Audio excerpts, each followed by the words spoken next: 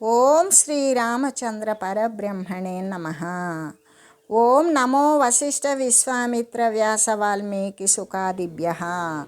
ఓం శుక్లాం భరధరం విష్ణుం శశివర్ణం చతుర్భుజం ప్రసన్నవదనం ధ్యాయేత్ సర్వవిఘ్నోపశాంతయే. ఓం నమో బ్రహ్మాదిభ్యో బ్రహ్మ విద్యా సంప్రదాయ కర్తృభ్యో వంశ ఋషుభ్యో మహద్భ్యో నమో గురుభ్యః. ఓం శ్రీరామో రామభద్రశ్చ రామచంద్రశ్చ శాశ్వతః రాజీవలోచన శ్రీమాన్ రాజేంద్రో రఘుపుంగవః. శ్రీ యోగ వాసిష్టము నిర్వాణ ప్రకరణము పూర్వార్ధము. ఈ విధంగా ఆత్మను పూజించడం వలన అకృత్రిమమైనటువంటి ఆద్యంతరహితమైనటువంటి ఆత్మానందమే లభిస్తుంది. జ్ఞానము సర్వత్రా కూడా అంటే సమదర్శనము శమము అనేటువంటివి ఈ ఆత్మపూజ యందు ఉత్తమమైనటువంటి పుష్పాలు. కాబట్టి ఈ పుష్పాలతో పూజిస్తే మాలిన్యరహితమైన శివస్వరూపమైన మంగళ రూపమైనటువంటి చిన్మాత్ర ఆత్మయందే పూజింపబడేటువంటి దైవము పూజా విషయము ఎరిగినటువంటి పెద్దలు చెప్తూ ఉంటారు అని చెబుతూ, ఓ వశిష్ఠ మునీంద్ర, శమము జ్ఞానము మొదలైనటువంటి పుష్పాల చేత ఆత్మదేవుడు పూజింపబడటం ఏదైతే ఉన్నదో అది ఏ నిజమైనటువంటి దేవార్చన అని నీవు తెలియాలి. అంతేకాని ఆకారముతో కూడినటువంటి అర్చనము పరిపూర్ణమైనటువంటి పూజ అనేది కానే కాదు. ఎలాగంటే ఆత్మ చైతన్యోపాసన రూపమైనటువంటి అంటే ఆత్మ చైతన్యాన్ని ఉపాసన చేసేటువంటి ఆ ఉపాసనా రూపమైన దేవార్చనం ఏదైతే ఉన్నదో అది వదిలివేసి కొంతమంది కృత్రిమమైనటువంటి ఈ యొక్క రూపనామ క్రియలతో కూడినటువంటి దేవార్చనలు యందు వారు మగ్నులై రతులై ఉంటున్నారు. వారు చిరకాలము కూడా క్లేశాలనే పొందుతూ ఉంటారు. కాబట్టి ఓ బ్రహ్మజ్ఞ, తత్వాన్ని గ్రహించు. సమాధి నుండి లేచి సాకారాన్ని ఏ విధంగా అంటే తత్వాన్ని గ్రహించి సమాధి నుండి లేచి సాకారాన్ని అర్చించేవారు కృత్రిమమైనటువంటి భోగాలను ఆశింపరు. వారి యొక్క పూజ బాలకుని యొక్క క్రీడ వంటిదే అని చెబుతూ, ఆత్మైవ దేవో భగవాన్ శివః పరమ కారణం జ్ఞానార్చనేన విరతం పూజనీయః స సర్వదా. మంగళమయుడును పరమ కారణుడు అయినటువంటి ఆత్మయే దేవత. ఇతనిని ఎల్లవేళలా అంటే అనవరతము జ్ఞానమైనటువంటి అర్చనల చేతనే పూజించాలి. ఎలాగంటే పరమకారణుడై శివస్వరూపమైనటువంటి భగవంతుడగు ఆత్మయే దేవుడు. జ్ఞానము అనేటువంటి అర్చన చేత అతన్ని నిరంతరం కూడా పూజించాలి అని చెబుతూ, త్వమేవ తచ్చేతనాకాశమాత్మానం జీవమవ్యయం స్వభావం విద్ధి నా త్వన్యః పూజ్యః పూజాత్మ పూజనం. నీవు జీవభావాన్ని పొందిన ఈ యొక్క అవ్యయ చిదాకాశమునే బ్రహ్మము అని గ్రహించు. ఈయన కాకుండా మరి పూజ్యులు ఎవ్వరూ లేనేలేరు. ఈ ఆత్మ పూజయే ముఖ్యమైనటువంటి పూజ. ఓ మునీంద్ర, నీవు జీవుని సహజమైనటువంటి అంటే అకృత్రిమమైన నాశరహితమైన చిదాకాశ రూపమైనటువంటి ఆత్మగానే తెలియాలి. ఈ ఆత్మయే పూజింపదగింది నిజానికి. కానీ ఇతరమైనటువంటి అనాత్మ రూపము ఏది కూడా కానే కాదు. ఆత్మ పూజనమే ముఖ్యమైనటువంటి పూజనం కానీ ఇతరమైనది కాదు కదా అని చెబుతూ అని చెప్పగా అప్పుడు శ్రీ వశిష్ఠ గురుదేవులు ఇలా అడుగుతూ ఉన్నారు. ఏమని? చేతనాకాశమాత్రాత్మ యథా జగదిదం ప్రభో యథా తచ్చేతనస్యైవ జీవాదిత్వం తదుచ్యతాం. ప్రభు చిదాకాశ రూపి అయినటువంటి ఆత్మ గనక జగత్తు భావాన్ని పొందిందనుకో, ఆ రీతిని జీవభావాన్ని పొందితే ఆ పొందినటువంటి క్రమాన్ని గురించి నాకు తెలియజేయండి అంటే, ఇప్పుడు చిదాకాశ రూపి అయినటువంటి ఆత్మ అసలు పరమాత్మ స్వరూపమే కదా ఆత్మ. ఆ ఆత్మ జగత్తు యొక్క భావాన్ని అందుకున్నది. ఆ జగద్భావాన్ని అందినటువంటి రీతిగానే జీవభావాన్ని పొందింది కదా. ఆ జీవభావాన్ని పొందినటువంటి క్రమం దానిని గురించి తెలియజెప్పండి అని అడగగా ఈశ్వరుడు ఇలా చెప్తూ ఉన్నాడు. చిద్వోమైవ కిలాస్తేహ పారావార వివర్జితం సర్వత్ర సంభవచ్చేత్యం యత్కల్పాంతే వశిష్యతే. ఈశ్వరుడు పారావార వర్జితమైనటువంటి చిదాకాశము ఒక్కటి వెలయుచూ ఉన్నది. దానికి దాని పుట్టుక లేక దాని యొక్క మార్పు అనేటువంటివి అసలు అది పుట్టనేలే. అది పుట్టలేదు కాబట్టి దానికి మార్పు అనేటువంటిది ఉంటుందా? అది లేదు. అది కల్పాంతాన కూడా మిగులుతూ ఉన్నది అని చెబుతూ, ఎలాగంటే ఓ మునీంద్ర, ఇక్కడ ఏ విషయము లేనిదే అంటే విషయరహితమై పారావార వివర్జితమై అంటే అనంతమైనట్టి చిదాకాశమే. ఎక్కడ చూసినా కూడా పరమాత్మ స్వరూపం తప్ప మరొకటి లేదు. ఎలాగంటే సర్వదృశ్యము కూడా లయించిపోయిందనుకో. ఆ లయించిపోయేటువంటి కల్పాంతమనందు ఆ కల్పాంతము ప్రళయము అన్నప్పుడు ఆ యుగ కల్పాంతమునందు ఆ కల్పము నశించే సమయంలో అన్ని దృశ్యాలన్నీ లయించిపోతాయి, ఏమీ ఉండవు. ఆ పోవునట్టి కల్పాంతమునందు అది ఏ శేషించి ఉంటుంది. ఏమీ లేని చోట ఏది మిగిలి ఉంటుందో ఆ మిగిలినది అంటే ప్రళయంలో లయించిపోవటాన్ని బట్టి దృశ్యానికి స్వతహాగా సత్తా లేదు అని నిశ్చయమైపోతుంది.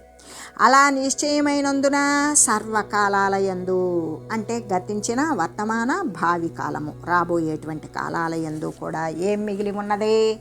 చిదాకాశమే మిగిలి ఉన్నది అని తెలియాలి అని చెబుతూ, అంతేకాదు సూర్యచంద్రుల ప్రకాశము స్వయంగానే బహుళమై నలుదిక్కులకు కూడా పడి స్పందించిన అదే మరి నీలంగాను పసుపుగాను ఇటువంటి రూప ప్రసిద్ధిని పొందుతూ ఉంటుంది.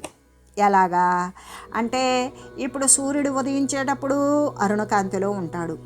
ఉదయించినాక పూర్తి ప్రచండంగా మరి వెండిలాగా మెరిసిపోతూ ఎండ వేడి తాపంగా ఉంటుంది.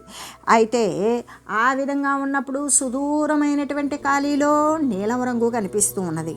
మళ్ళీ అది దిగిపోయేటప్పుడు మరి పీత అంటే పసుపు రంగుగా ఎరుపు వర్ణంగా అటువంటి రూపాన్ని పొందుతూ ఉంటుంది. ఈ విధంగానే అపరిచ్ఛిన్న చిదాకాశము మాయక మార్గమున ఈ విధంగా స్పందిస్తూ ఉంటే జగత్ రూపంలో ప్రసిద్ధిని పొందుతూ ఉన్నది అని చెబుతూ, ఈ విధంగా స్వప్నపురిలాగానే కలలో కనిపించిన నగరంలాగానే అది కలలో అసలు కలకు ముందు లేదు. స్వప్నం అనుభవించేటప్పుడు ఒక నగరం కనపడింది, అది మెలకు వచ్చినాక లేదు, లేకనే ఉన్నట్లు కనపడి లేకుండా పోవడం. ఈ విధంగా ఈ జగత్తు భ్రాంతి వశము చేత చిద్రూపంలో ప్రతిభాసిస్తుంది. అంతేకాదు అది విచారించి చూసామా దీనికో మూలం లేదు అని తెలుస్తుంది. కేవలం నిర్మలమైనటువంటి ఆత్మ ఒక్కటే కనబడుతూ ఉన్నది. చైతన్యమే జీవరూపాన్ని ధరిస్తుంది కదా. మరలా కూడా తన స్వరూపాన్ని చూస్తూ ఉన్నటువంటి ధని కూడా తలపడానికి వీల్లేదు. అంటే మార్పు చెందనటువంటిది, రెండు కానటువంటిది అయిన వస్తువు స్వభావాన్ని వీడి మరి తనను కానటువంటి అస్వభావాన్ని అసహజతను ఎలా పొందుతుంది అంటే అది పొందజాలదు. ఏ విధంగా మాయావరణం వలననే అది జగత్తులాగా మనకు తోస్తూ ఉన్నది అని చెబుతూ, అందువలన స్వప్నపురిలాగానే తోచేటువంటి కలలో కనపడేటువంటి నగరంలా కనబడే ఈ జగత్తు వాస్తవానికి అపరిణామి అగు చిదాకాశమే. ఏ మార్పు చెందనటువంటి చిదాకాశమే. మనం మెలకువతో ఉన్నప్పుడు ఏమీ లేదు, కలలో ఎన్నెన్నో వచ్చినాయి, అనుభవించాం. మళ్ళీ కళ చెదిరింది, మెలకు వచ్చింది, ఏమున్నది లేదు. ఆ కళ అబద్ధమా అంటే కళ అనుభవించేటప్పుడు కళ సత్యమే, కానీ కళ ముగిశాక అది అబద్ధం. కలక ముందు అసలు ఆ ఊహే లేదు. ఈ విధంగానే ఈ జగత్తుకు ముందు పరమాత్మయే ఉన్నది. జగత్తంతా నశించిపోతే పరమాత్మే ఉంటుంది. కాబట్టి ఈ జగత్తు వాస్తవానికి ఎటువంటి మార్పు లేనటువంటి ఏ చిదాకాశమైతే ఉన్నదో అదే. దీనిలో ఇతరమైనటువంటి భావము అనేది ఎలా రాగలుగుతుంది? రాదు కదా. అంటే పర్వతాలు, జగత్తులు, ఆత్మ, జీవుడు, పంచభూతాలు మొదలైనటువంటి ఎన్ని రకరకాల మార్పులైతే ఉన్నాయో అవన్నీ కూడా చిన్మాత్రమే అని మనం గ్రహించాలి. అయితే ఇక్కడ సృష్టి ఆది యందు ఏ విధంగా సృష్టిలో ఆ మొదట్లో సృష్టి జరిగే దానికి ముందు నీవు స్వర్గలోకం కానీ, మత్స్యలోకం కానీ, పాతాళ లోకాలను కానీ గావించి చైతన్యముగాక మమేకమై ఉన్నదేమో వెతికి చెప్పు. ఏ విధంగా అక్కడ అసలు స్వర్గమని, మానవలోకమని, పాతాళం కానీ ఏదైనా ఉన్నదా? అక్కడ అవి ఏవీ లేనప్పుడు, సృష్టియే లేనప్పుడు అసలు చైతన్యం కాకుండా ఇంకేటన్నా ఉన్నదా? దానిని నువ్వు మరి వెతికి చెప్పు. ఎలాగంటే ఆకాశము, పరమాకాశము, బ్రహ్మాకాశము, జగత్తు, చిత్తు అనేటువంటివి ఇవన్నీ ఏంటి అంటే వృక్షము పాదపాలలాగానే పర్యాయ పదాలు. పాదపము అన్నా, చెట్టు అన్నా, తరువు అన్నా వృక్షమే, వృక్షము అన్నా వృక్షమే. అలాగే ఆకాశమన్నా, పరమాకాశమన్నా, బ్రహ్మాకాశమన్నా, జగత్తన్నా, చిత్తన్న ఇవన్నీ కూడా చిన్మాత్రకి పెట్టినటువంటి పర్యాయపద శబ్దాలే అని తెలియజేస్తూ, అంతేకాదు స్వప్నమున అంటే కలలో అనుభవించేటప్పుడు లేదా మాయ వలన అనుభవింపబడేటువంటి ఈ ద్వైత జగత్తును తత్వదృష్టితోటి పరికించి చూస్తే చిదాకాశమే ఈ రెండు అనేటువంటి ఈ జగద్రూపంలో ప్రతిభాతమే అవుతూ ఉన్నది అని మనకి తెలుస్తుంది. ఈ చిదాకాశము స్వప్నమునందు జగదాకారంగా గోచరించినట్లుగా ఈ జాగ్రత్త స్వప్నమును కూడా గోచరిస్తూ ఉన్నది. అంటే మనం కళ అనుభవించేటప్పుడు ఏం జరుగుతుంది అంటే ఈ చిదాకాశము అంటే పరమాత్మ అనేటువంటిది దేని యందు సర్వకాల సర్వావస్థల యందు కూడా ఎలా గోచరిస్తుంది అంటే మనకి జాగ్రత్త కళలో కనబడినట్లు కానీ జాగ్రత్తలో చూసిన మనుషులు, వృక్షాలు, పర్వతాలు, పాములు, మరి ఇతర రకాలైన సరీసృపాలు, స్థావర జంగమాల రూపంలో ఉన్నటువంటి జగత్తు యొక్క ఆకారం గోచరించినట్లుగానే ఈ జాగ్రత్తలోకి వచ్చినాక మళ్ళీ అది లేకుండా పోతుంది. అంటే జాగ్రత్తలో చూసినవే స్వప్నంలో అనుభవించి స్వప్నంలో నుండి మెలకు రాగానే జాగ్రత్తలోకి వస్తాం. కానీ మనం అనుభవించినటువంటి వస్తుజాలమంతా మెలకులోకి రాదు. అది కళ ఎప్పుడైతే అంతమవుతుందో దాంతోపాటే అనుభవం అంతా కూడా అంతమైపోతుంది. అలాగే యథా స్వప్నపురే చిత్తం వజ్జయిత్వేతరత్వచి నకించిత్ సంభవేత్యేవం జాగ్రత్యేవం మహాచిత. అంటే స్వప్నపురి యందు చిదాకాశమును తీసివేసినట్లయితే మరేమీ కూడా మిగలదు కదా. అలాగే జాగ్రత్త అవస్థ యందు కూడా చిదాకాశము తొలగిస్తే ఇంకేమీ మిగలదు. ఎలాగంటే స్వప్నపురమున అంటే మనం కలలో అనుభవించేటప్పుడు మనకి అక్కడ కలిగేటువంటి వస్తుజాలమంతా తప్పించేసాం. అక్కడ ఏమన్నా ఉంటుందా? ఏమీ ఉండల, ఏమీ పుట్టల, ఏమీ అనుభవించల. అలాగే ఈ జాగ్రత్తనందు కూడా మహా చైతన్యం ఉన్నది కదా. ఈ చైతన్యము అనేటువంటిది గనక అది మహా చైతన్యము అనేటువంటిది ఆత్మ. ఈ ఆత్మ కంటే ఇతరమైనటువంటిది ఏదైనా ఉన్నదా అంటే ఏది సంభవించల అని చెబుతూ, కాబట్టి చిదాకాశం లేకపోతే మరేమీ జరగదు అనే గ్రహించాలి. అందువలనే ఈ జగత్తంతా కూడా చిన్మాత్ర అంటే చిన్మాత్ర బ్రహ్మమే కదా. అంటే పరమాకాశము నుండియే సంకల్పం వలన ఈ జగత్తులు లేచినవి. ఆ బ్రహ్మమును ద్వైత రూపములో తను కోరుకున్నట్లుగా చేస్తూ ఉన్నది. అందువలన నువ్వు ఈ జగద్రూపాన్ని చిదాకాశమున ఉదయించినటువంటి లేని స్వప్నము అని నువ్వు గ్రహించాలి. అబద్ధపు స్వప్నము లేకనే కనబడుతూ ఉన్నది అని నీవు గ్రహించాలి. అది ఎప్పటికీ లేనిదే, గోచరిస్తూ ఉన్నా కూడా లేనిదే. ఎలా? ఎండమాముల్లో నీళ్లు గోచరిస్తూ ఉన్నాయి కానీ లేనివి లేవు కదా. అలాగనే అట్లా స్వప్న దృష్టములైన ఘటపటాదులు అంటే మనం కలలో చూసాం, కలలో మనకు కనిపించినవి వస్త్రాలు, కుండలు, రకరకాలైన వస్తువులు. అవన్నీ కూడా మెలకు వచ్చిన తర్వాత ఏమైంది అంటే అది అక్కడ చూసినప్పుడు చిదాకాశ రూపమే అయినట్లుగానే అంటే స్వప్న దృష్టాలైనటువంటి ఘటపటాదులు మనకి కలలో కనపడేటువంటి కుండ, వస్త్రం ఇటువంటి అన్నీ కూడా చిదాకాశ రూపమైనటువంటి ఆత్మ అయినట్లుగానే ఈ సృష్టి అనేటువంటి ఘటపటాదులు కూడా చైతన్య మాత్రములే అగుట తథ్యం అని గ్రహించాలి. అంటే స్వప్నమునందు కనబడినటువంటి పట్టణమున శుద్ధ జ్ఞానము కాకుండా మరొకటి ఉన్నదా? దానిని గురించి తెలుసుకోగలమే కానీ అక్కడేమన్నా వస్తువు ఉన్నదా? లేదు. అలాగే అంటే తెలివి మాత్రమే ఉన్నది. అదే ఊహించింది, అదే అనుసరించింది, అదే అనుభవించింది, అదే భయపడింది, అదే కేకలు పెట్టింది, అదే సంతోషపడింది. తర్వాత ఏమీ లేకుండా మెలకువలోకి వస్తే ఏమీ లేదు. మరి పడుకున్నవాడుకు ఒక్కడికే ఇటువంటి అనుభవాలన్నీ వచ్చినవి అంటే వాని తెలివే అన్ని రూపాలుగా వికృత నాట్యం చేసి మళ్ళీ సమస్యపై మెలకువలోకి వస్తే అక్కడ ఏమీ లేకుండా పోయినట్లుగానే ఈ యొక్క జగత్రయమును కూడా అంటే ఈ పాతాళ స్వర్గలోక మత్యలోకాల యందు కూడా ఈ శుద్ధ చైతన్యము తప్ప మరొకటి ఉన్నదా? లేదు అని చెబుతూ అంటే ప్రతి సృష్టి విశేషము కూడా 3 కాలాలకి కూడా లోబడి ఉన్నటువంటి భావ అభావ పదార్థాలే. 3 కాలాలు అంటే ఏ విధంగా అంటే గతించిన కాలం, జరుగుతున్న కాలం, రాబోయేటువంటి కాలం, భూత భవిష్యత్ వర్తమాన కాలాలే కదా.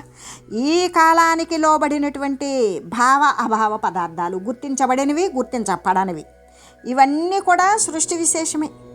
అంటే దేశకాలాలు, చిత్తము మొదలైనవన్నీ కూడా చైతన్య మాత్రాలే కదా అని చెబుతూ సయేష దేవ కదితోయ పరః పరమార్థతః యస్త్వం సోహమశేషం వా జగదేవ చయోఖిలః.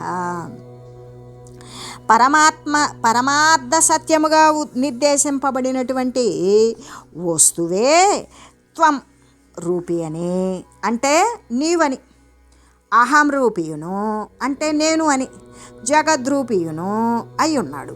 ఇతడే కదా పరమ పూజ్యమగు దేవత. ఏ విధంగా? పరమార్థ సత్యముగా నిర్దేశింపబడిన వస్తువే ఈ యొక్క పరమార్థ వస్తువుగా అంటే జ్ఞానము చేత పూజింపదగినవాడు అని కనుక చెప్పుకుంటే ఆ తగినవాడు ఎవరు? నేను పూర్వం చెప్పినటువంటి ఆ దేవుడే. ఈ చిదాకాశమే అయ్యింది. ఈ చిదాకాశ రూపదేవుడే పరమార్థమునందు సర్వమున కంటే కూడా ఉత్తముడై అలరారుచూ ఉన్నాడు కదా. అతడే నీవు, అతడే నేను, అతడే వాడు, అతడే ఈ సమస్త జగత్తు కూడా. నీవు, నేను, వాడు, జగత్తు, లోకము, దేహము అనేటువంటి సర్వేక సమస్తము కూడా ఆ యొక్క సమస్త జగత్తు ఏమై ఉన్నది అంటే ఆ పరమాత్మ చిదాకార రూపదేవుడు పరమాత్మ స్వరూపుడే అనే చెబుతూ ఈ చిదాకాశ రూపి అయినటువంటి పరమాత్మయే నీ యొక్క, నా యొక్క, ఇతరుల యొక్క, జగత్తు యొక్క, నీకిల వస్తువుల యొక్క అంటే ఈ దేహస్వరూపము అంటే పరమార్థ స్వరూపము. అతన్ని గనక విడిచిన వీటికి స్వరూపమే ఉండదు అని చెబుతూ అంతేకాదు ఓముని సంకల్పితమైనటువంటి స్వప్నపురికి చిదాకాశము కాకుండా వేరొక స్వరూపము లేనట్లుగానే ఈ సృష్టి మొదలు కూడా ఇంతవరకు వచ్చినటువంటి వస్తుజాలాలకు చిదాకాశము కాకుండా వేరొక రూపము లేనే లేదు కదా. రామస్య బోధాద్విశ్రాంతి పునరుక్తార్థవిస్తరః కైలాసే ప్రాక్ శివేనేత్థం స్వోపదేశస్య కీర్త్యతే. అంటే శ్రీ వశిష్ఠ గురుదేవులు ఇప్పటిదాకా ఆయన బోధించినటువంటి విషయము చేత శ్రీరాముని యొక్క విశ్రాంతిని, ఆ యొక్క కథితం యొక్క అర్థాలను మళ్ళీ కూడా విస్తరించడం, అంతేకాదు పూర్వంలో కైలాస పర్వతంపై ఉన్నటువంటి శివుడు ఇటువంటి ఉపదేశాన్నే చేశాడు అనేటువంటి విషయాలను గురించి వర్ణించి తెలియజేస్తూ ఈ నిర్వాణ ప్రకరణమునందు ఈ జగత్ పరమాత్మమయత్వ వర్ణనను చేస్తూ ఉండి ఇంకా కూడా ఇలాగా చెప్తూ ఉన్నారు. ఇంకా ఈశ్వరుడు ఇలా అంటూ ఉన్నాడు, ఏవం సర్వమిదం విశ్వం పరమాత్మైవ కేవలం బ్రహ్మైవ పరమాకాశమేష దేవః పరస్మృతః అంటూ ఉన్నాడు భగవానుడు. ఈ విధంగా ఇట్లు ఈ విశ్వమంతా కూడా కేవలము పరమాత్మ స్వరూపమయ్యే వెలయుచూ ఉన్నది.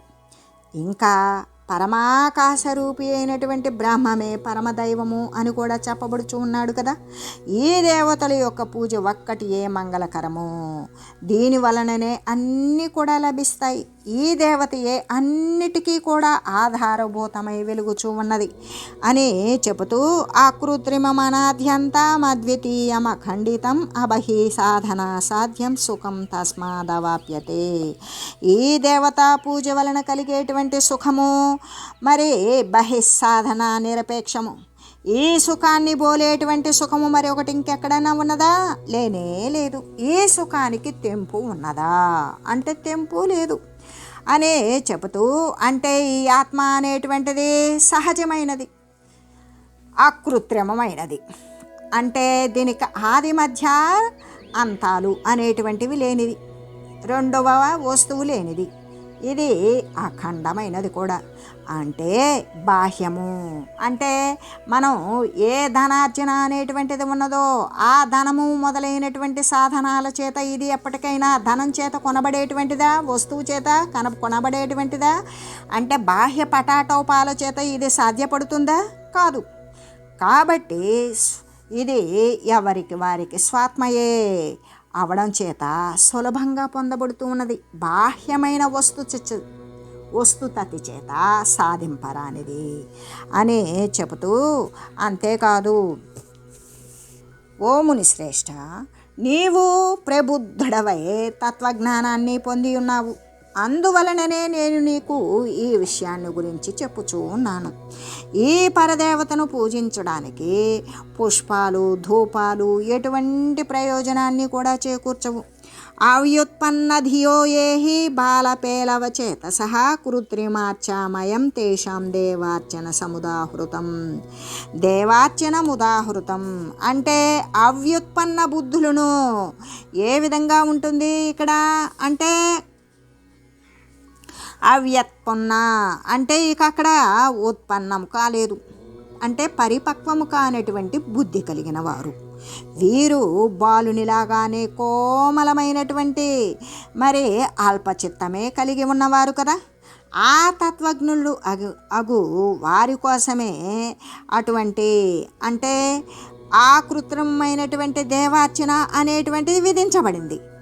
అంటే అల్పహీనులు, అల్పబుద్ధి కలిగిన వారులు, బాలురుకమలినే అజ్ఞానము కలిగిన అల్పచిత్తము కలిగి ఉన్న వారి అయినా మందమైనటువంటి అధికారుల కోసమే కృత్రిమమైన ఈ యొక్క ఆకారాలతో కూడిన సాకారాలతో నిండిపోయిన దేవార్చనము అనేటువంటిది చెప్పబడింది అనే చెబుతూ, అంతేకాదు తత్వజ్ఞానము మరి శమము, దమము మొదలైనటువంటి గుణ సంపత్తి లేకపోతే జనులు అబద్ధము చేత కల్పించుకున్నటువంటి ఈ యొక్క పుష్పాలు, ధూపాలు, దీపాలు సేకరించి ఒక మూర్తిమత్వాన్ని కూడా, ఒక విగ్రహాన్ని కూడా కల్పించి దేవతార్చన అనేటువంటిది చేస్తూ ఉన్నారు.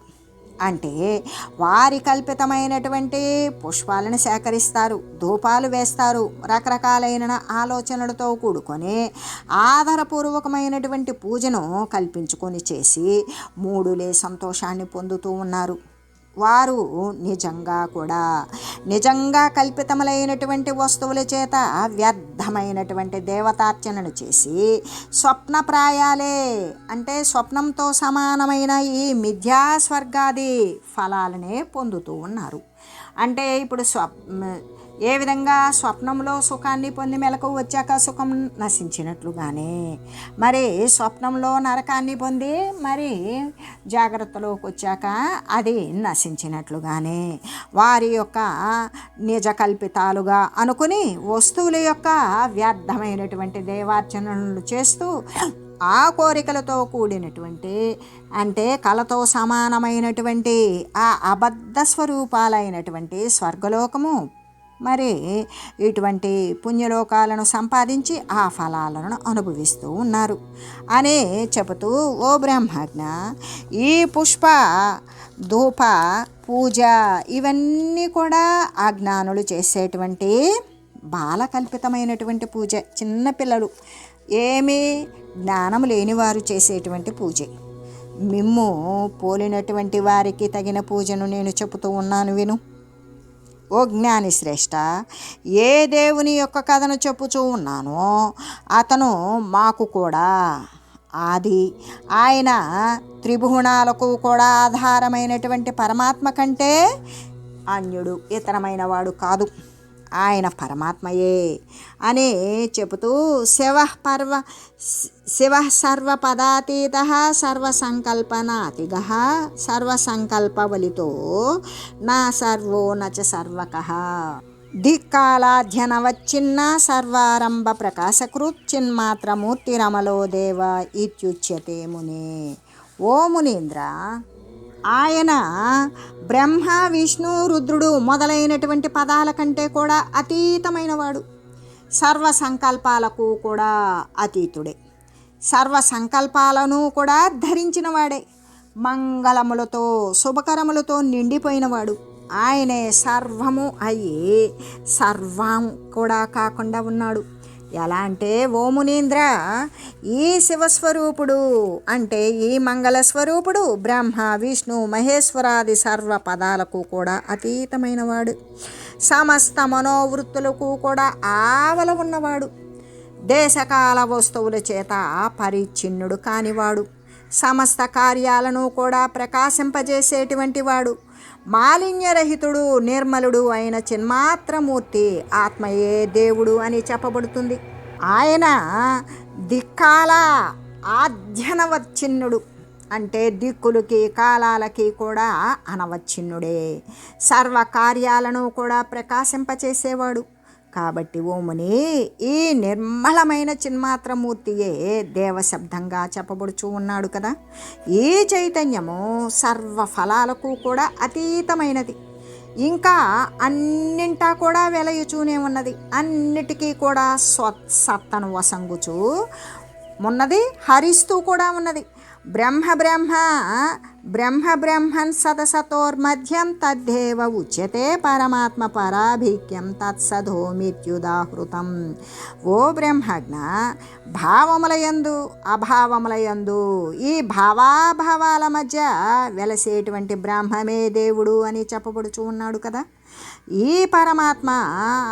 పరమాత్మాభిధేయమైనటువంటి ఈ వస్తువులే ఓం తత్సత్ అని కూడా చెప్పబడుతూ ఉన్నది అని చెబుతూ, అందుకే మనకేమని చెప్తూ ఉన్నారు గీతలో కూడా అంటే 17వ అధ్యాయంలో 23వ శ్లోకంలో ఓం తత్సదితి నిర్దేశో బ్రహ్మణః అని కూడా తెలియజేస్తూ ఉన్నారు. అంటే ఇక్కడ మహాత్మా స్థూల సూక్ష్మ పదార్థాల యందు వర్తమాన కాలమయందు మరి అంటే భూతకాలమునందు భవిష్యత్తు కాలమునందు కూడా వీటన్నింటి యొక్క కాలాల యందు కూడా స్థూల సూక్ష్మ పదార్థాల యందు కూడా వ్యాపించి ఉన్నటువంటిది, సర్వప్రకాశకమై ఉన్నటువంటిది పరమాత్మ అని చెప్పబడుతుంది కదా. అదే బ్రహ్మమే, ఆ బ్రహ్మమే దేవుడు అని చెప్పబడతాడు. ఆ సద్రూపుడగు దేవుడు ఓం అనే పదము చేత వేదముల యందు చెప్పబడి ఉన్నాడు అని చెబుతూ, ఈ ఆత్మ మహాసత్తా స్వభావము చేత సర్వత్రా సమస్థితిలో సముడై అలరారుచు ఉన్నాడు. ఇంకా మహాచిత్తు అనేటువంటి పారమార్థికమైనటువంటి శబ్దాల చేత కూడా ఈయన చెప్పబడుతూ తెలియబడుతూ ఉన్నాడు అనే చెబుతూ, అంటే లతయందు రసము వెలయునట్లుగానే ఈ చిత్తత్వము సత్తా సామాన్య రూపమునను మహాసత్తా రూపమునను కూడా సర్వత్రా కూడా అనుసృతమై వెలయుచూ ఉన్నది అని మహాదేవుడు వశిష్ఠమునీంద్రునితో తెలియజేస్తూ, ఓం మంగళం శ్రీ గురుదేవాయ మహనీయ గుణాత్మనే సర్వలోక శరణ్యాయ సాధురూపాయ మంగళం. ఓం మంగళం కోసలేంద్రాయ రామాయ రామభద్రాయ చక్రవర్తి తనూజాయ సార్వభౌమాయ జానకీ వల్లభాయ శ్రీరామచంద్రాయ మంగళం. ఓం తత్సత్.